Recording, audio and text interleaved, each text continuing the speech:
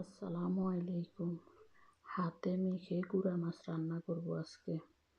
তো আমি প্রথমে গুঁড়া মাছটাকে কয়েকবার আপনার লবণ দিয়ে ভালো করে ধুয়ে নিয়েছি।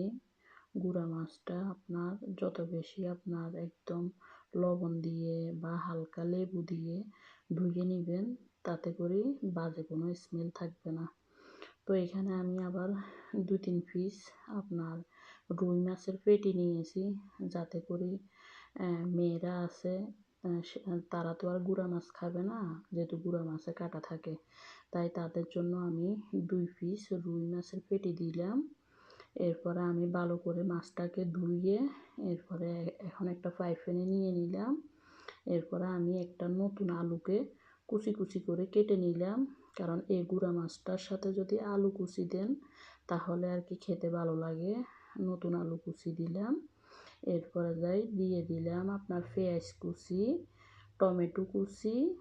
এরপরে দিয়ে দিলাম রসুন বাটা, পরিমাণ মতো লবণ। এরপরে দিয়ে দিব হলুদের গুঁড়া, মরিচের গুঁড়া, জিরার গুঁড়া, ধনিয়ার গুঁড়া। এরপরে পরিমাণ মতো তেল। সবগুলোকে দিয়ে এরপরে 3-4টা কাঁচামরিচ ফালি করে দেব।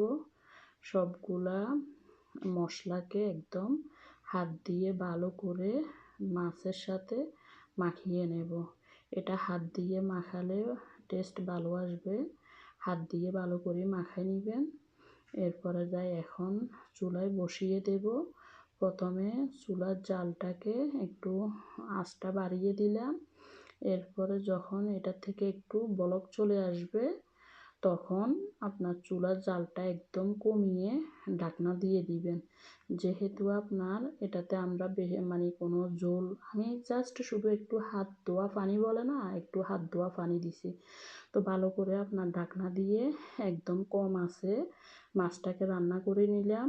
এরপরে এখন লাস্ট পর্যায়ে যখন মাছটা হয়ে আসবে, তখন দিয়ে দিলাম কিছু ধনিয়া পাতা কুচি। গুঁড়া মাছটাতে আপনার ধনিয়া পাতা কুচি অ্যাড করলে আপনার গুঁড়া মাছটা অনেক মজা হয়।